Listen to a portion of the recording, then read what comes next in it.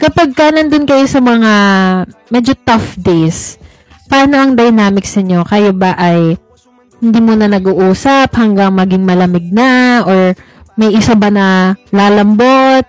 Meron ba sa inyong mas ma-pride? Or alam mo yan, paano ang dynamics ng pag-bounce back nyo sa mga tough days?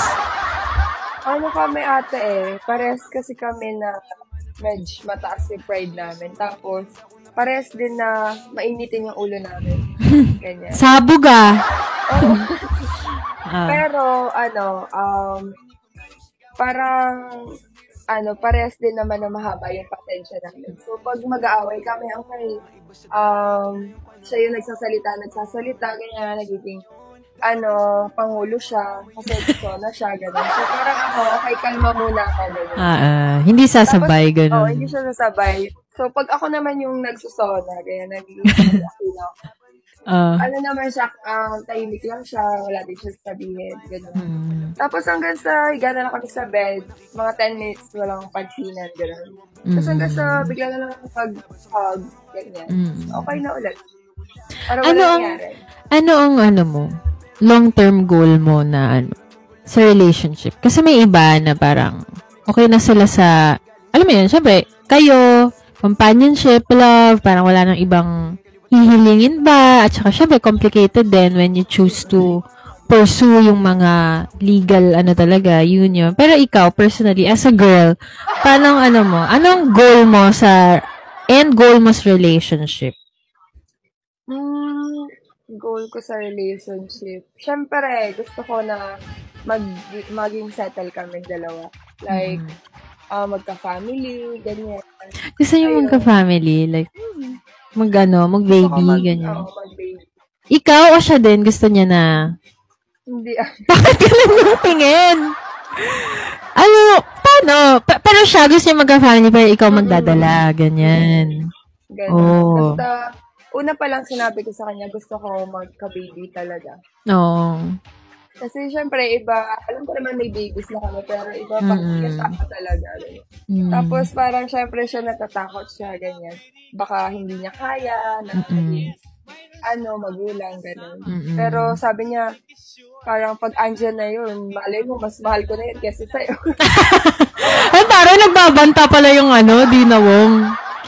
Uy, pero nakakatawa kaya. Feeling ko tayo mga athletes, meron tayong natural, caring characteristic. Kasi diba, sa teammates pa lang natin. Diyos ko, ang asal lang yung teammate natin, parang gusto na nating manapak, diba? So, parang meron tayong natural na love talaga at lalo na pag magiging parents.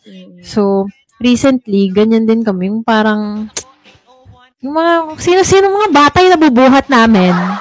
Sabi ko, shit, parang bagay kay Kim. Dala-dala mga bata.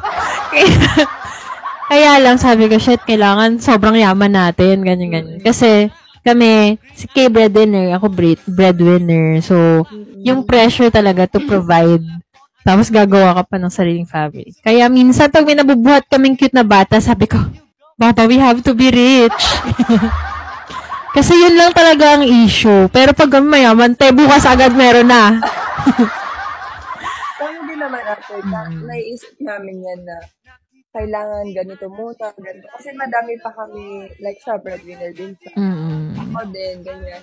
So parang kailangan magawa muna namin lahat ng priorities namin, ganyan. Bago kami mag-work naman para sa aming dalawa. Kasi parang hindi naman yung nagmamadali. Dadating din kami sa point na yun na yung sarili naman namin yung uunahin namin. So, family muna kami ngayon. Kasi, syempre, hirap ng life ngayon, mga dads. Hindi basta-basta. Sa true, parang 4 ang trabaho ko, ganun. Talagang for the kayod. Hindi naman din kami nagmamadali. So, perfect time lang din talaga. Pero ikaw, speaking of mahirap ang life, after your volleyball career, syempre, alam naman natin, di ba, forever ang volleyball. Ano yung, mo, parang long-term plan mo na career, ganyan, or business, or ano yung FA interest mo? FA.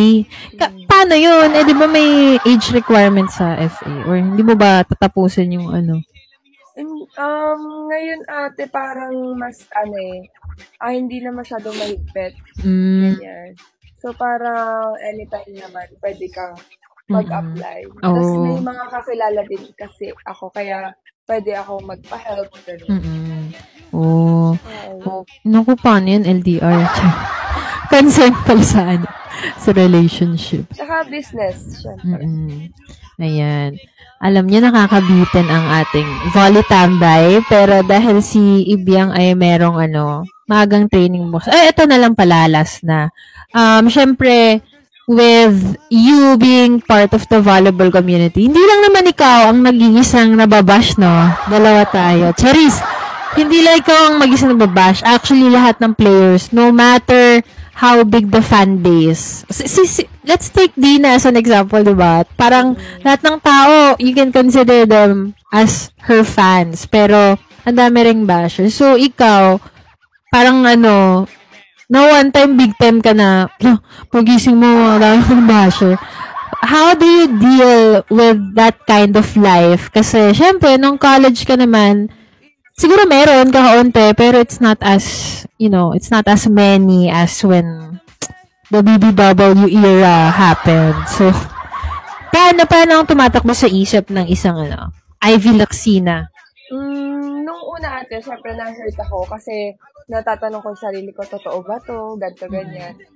Pero, yun, ginaid ako ni Adi, tapos na iba naming friends. Ganyan, kasi nagtatanong ako sa kanila, paano nila to i-handle, ganyan. Kasi mas sanay na sila eh. So, parang alam nila kung paano yung dapat gawin. Ganyan. Hanggang sa one day, kahit na, uy, Ivy, nag-trending ka ulit, ganito. Kasi, ako ata yung nagta-trending dahil sa bash eh, gano'n. Uy, hindi ako rin kaya.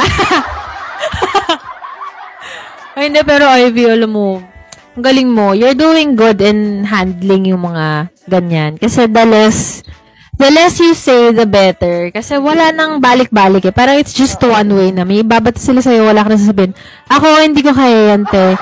Kasi yung bunganga ko talaga, hindi ko talaga to nakokontrol. So, minsan pag may time ako, minsan yung parang forum na yung Twitter ko eh. Minsan lang ako magbukas Pero pag ako nagbukas talaga, kung sinong makita ko, papatulang ko talaga. Pero kasi, wala na ako sa volleyball. So, wala akong pakialam sa kanila. Na lang ako, isang regular person. Ako kasi ate, parang kung ako yung ibabash, okay lang eh. Wala naman ako alam sa kanila. Kasi hindi naman sila yung buhay sa akin, ganyan. So, dyan lang kayo, ganon, stay put, ganyan. Pero pag family ko talaga, si Dina, yung binabash ng tao, doon talaga kumukulo yung dugo ko, ate. Kasi parang, anong ginawa sa inyo? Parang, inano kayo, ganon. Parang, alam mo yung, minsan hindi naman nakapansin-pansin, pero papansinin pa. Kunti na lang, pati yung panty ko, pansinin na. Pakita mo na kasi yan. Para pansinin na rin. Nakakaloko. Dati yung ate ko nga, pinagbabawalan ko silang mag-Twitter, lalo na kapag mainit ang mga person sa Twitter. Sabi ko, please, huwag kayo magbubukas. Kasi minsan, syempre, pag nakikita nilang ina-atake ako, hindi rin nila mapipigilan. Sasagutin din nila. Sabi ko, yan yung hinahanap nila. Kasi diba, sad nga ng buhay nila. Parang for the bash, tapos sila naman medyo ka-close din sa tanas sa baba. O dahil dyan, ayan, ang request ng mga tao ay tattoo reveal. Ilan ba yung tattoo mo, Ivy?